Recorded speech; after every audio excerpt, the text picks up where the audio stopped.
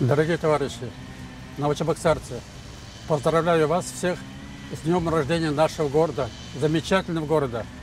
То, что наш город замечательный, в основном заслуга работавшего длительное время директором нашего химкомбината Шевницына Леонида Сергеевича.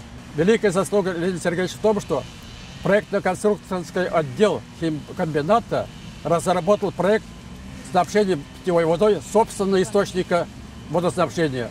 Мы построили береговую насосную станцию Цыган-Гасах по титулу Средств-Чебоксарский ГЭС.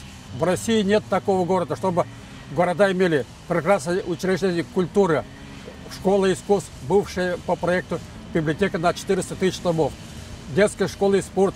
И дай бог новочебоксарцам сохранить, иметь постоянное рабочее место, сохранить рабочее место и счастливо жить и воспитывать детей закаленными и идейно, духовно, во всех отношениях.